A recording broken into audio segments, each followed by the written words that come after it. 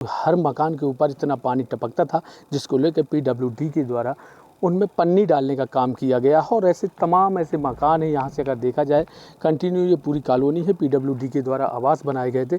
इसको अगर देखा जाए तो इसमें भी लगातार दो पन्नियाँ डाली गई हैं, एक वाइट है एक ब्लैक।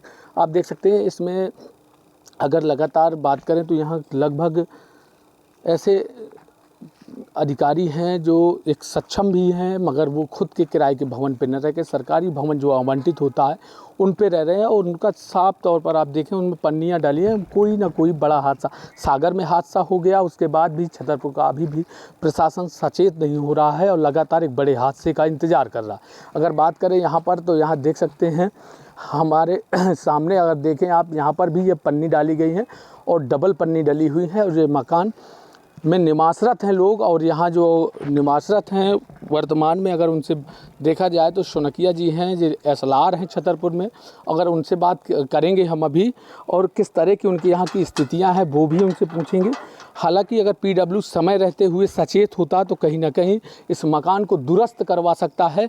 बिल्डिंग पुरानी है, उनका ये कहना है कि बिल्डिंग पुरानी है। जिन लोगों से भी हम अगर बात करें उनका लगातार ये कहना है बिल्डिंग पुरानी है। उसके बगल वाला भी मकान देखा जाए तो उसकी भी स्थिति यही गंभीर है, और जो नीचे अगर जाएँ तो और भी कुछ ऐसे मकान हैं जिनकी स्थिति और भी दयनीय।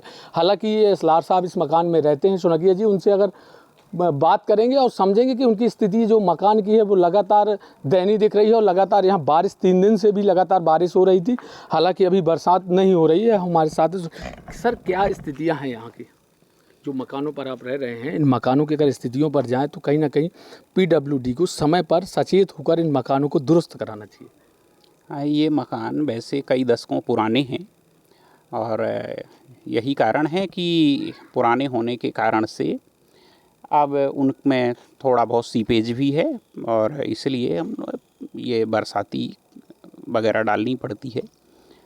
लेकिन बाकी अंदर मकान मेंटेन है, कोई छत की ज़रूर इशू है। तो ये मुझे लगता है कि अधिकांश मकानों में छतों में सीपेज की स्थिति है, तो इसको पीडब्ल्यूडी मेंटेन करा देना चाहिए। और मरम्मत योग्य तो हैं ही घर, बाकी तो कोई सर अगर हम कई वर्षों से लगातार हम 4-5 वर्षों से देख रहे हैं, जैसे ही बरसात आती है और सभी मकानों पर जितने पीडब्ल्यूडी के द्वारा बनाए गए हैं सभी मकानों पर पॉलीथिन डालने का काम कर देती है, उसके बाद फिर भूल जाती है। और हालांकि उनसे अगर बात की अगर पिछले सालों की बात करें तो लगातार ये कहते थे कि अब अगले सत्र में इनको दुरुस्त कराएंगे, मगर आज तक दुरुस्त नहीं हुए। हाँ, ये बात तो है कि हालांकि मैं तो सरकारी मकान में, अभी ये मेरे लिए पहली बारिश है, इसके पहले मैं कभी सरकारी मकान में नहीं रहा हूँ, तो मुझे उसका अनुभव नहीं है। पर यह है कि हाँ, ये पॉलीथीन वैसे भी देखने में भी अच्छी नहीं लगती और ये कोई परमानेंट सॉल्यूशन भी नहीं है। तो छतों की मरम्मत तो इन घरों को चाहिए।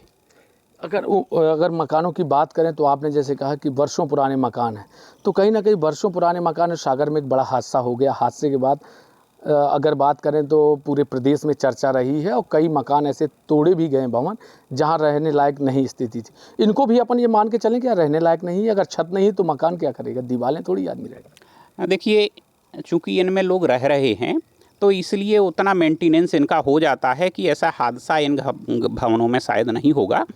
और छतों की ज़रूर एक इशू है, तो वो पीडब्ल्यूडी मुझे लगता है कि समय रहते करा देना चाहिए, और तो जिससे कि सीपेज आदि की बरसात में प्रॉब्लम ना हो।